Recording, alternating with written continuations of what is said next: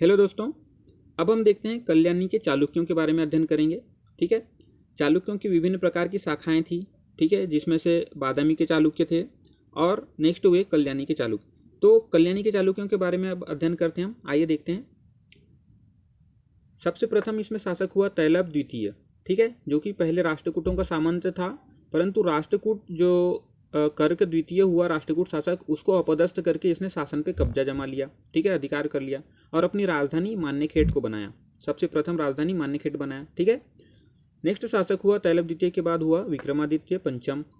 उसके बाद हुआ राजसिंह द्वितीय। ठीक है, राजसिंह द्वितीय के समय की एक विशेषता देख सकते हैं यहाँ पे कि इस समय संयुक्त शासन के प्रमाण मिलते हैं हमें। संयुक्त शासन अर्थात राजा और राजकुमार दोनों साथ मिलकर शासन करते थे।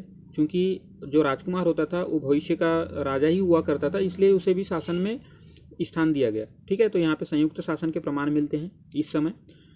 और एक महत्वपूर्ण विशेषता जयसिंह द्वितीय के समय की, इसने अपनी बहन अफका देवी को राज्यपाल बनाया। यहाँ पे स्त्री शासिका का प्रथम प्रमाण यहाँ पे भी हमें प्राप्त होता है। ठीक है, नेक्स्ट उपाधि इसकी जगदेक मल्ल की थी। ठीक है, आगे चलते हैं। नेक्स्ट शासक हुआ सोमेश्वर प्रथम। ठीक है, इसकी राजधानी कल्याणी थी, क्योंकि ये कल्याणी के चालुक्य कहलाए राजधानी की वजह से ही। ठीक है, परंतु यह कोपम के युद्ध में राजेंद्र चोल से पराजित हो गया। चोल शासक हुआ करता था, आगे इसके बारे में भी अध्ययन करेंगे। चोल शासक के बारे में काफ़ी महान शासक हुए चोल। ठीक है, नेक्स्ट शासक हुआ सोमेश्वर द्वितीय, जिसकी उपाधि थी भुवनय कमल्ल। ठीक है, तो इसकी उपाधि देखिए। नेक्स्ट शासक हुआ विक्रमादित्य षष्टम। ठीक है, विक्रमादित्य षष्टम, इसने विक्रम चालुक्य संवत की स्थापना की। ठीक है, विक्रम चालुक्य संवत का शुरुआत किया इसने 1076 ईस्वी से ही इसने शुरुआत किया। शक संवत जो चल रहा था उसके स्थान पे इसने विक्रम चालुक्य संवत की शुरुआत की। इसके दरबारी कवि को देखते हैं। दरबारी कवि कौन कौन से थे, तो विज्ञानेश्वर और विल्हण इसके दरबार में कवि थे। ठीक है, इसने निर्माण कौन कौन से कराए, विक्रमपुर नगर का स्थापना कराई। विक्रमादित्य ने अपने नाम पे ही विक्रमपुर नगर की स्थापना भी कराई। नर्मदा के तट पे इसने तुला पुरुष दान दिया। तुला पुरुष दान क्या होता है देखते हैं। तुला पुरुष में ये जो तराजू का पलला होता है, तो एक और यहाँ पे शासक बैठता है जो कि दान देना चाहता है।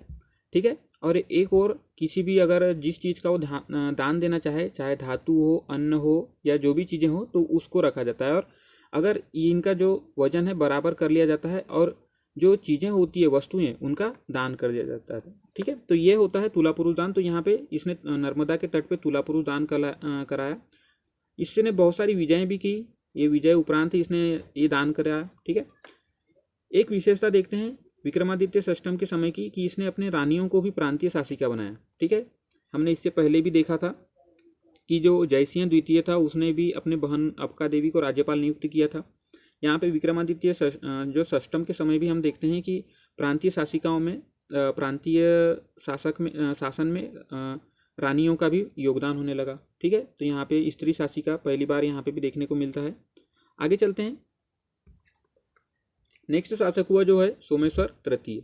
इसकी उपाधि देंगे तो भूलोक मल्ल, त्रिभुवन मल्ल और सर्वज्ञ चक्रवर्ती, इस प्रकार की इसने भी उपाधि ली। ठीक है, यह शासक होने के साथ साथ एक रचनाकार भी था, तो इसने मानसोल्लास की रचना भी की। ठीक है, मानसोल्लास नामक ग्रंथ की रचना की। नेक्स्ट शासक हुआ जगदेक मल्ल, फिर उसके बाद आया तैलप द्वितीय।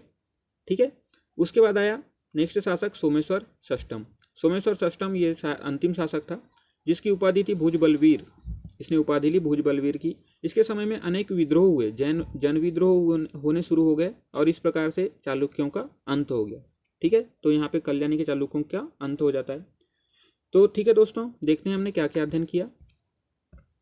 सबसे पहले हमने कल्याणी के चालुक्य में तैलप द्वितीय के बारे में देखा, विक्रमादित्य पंचम, जयसिंह द्वितीय, सोमेश्वर प्रथम, सोमेश्वर द्वितीय, विक्रमादित्य षष्टम और सोमेश्वर तृतीय, जगदेक मल्ल, तैलप तृतीय, सोमेश्वर चतुर्थ। तो इस प्रकार से हमने विभिन्न प्रकार के शासकों के बारे में अध्ययन किया। तो ठीक है दोस्तों, अगर आपको जानकारी पसंद आती है तो इसे शेयर कीजिए। धन्यवाद।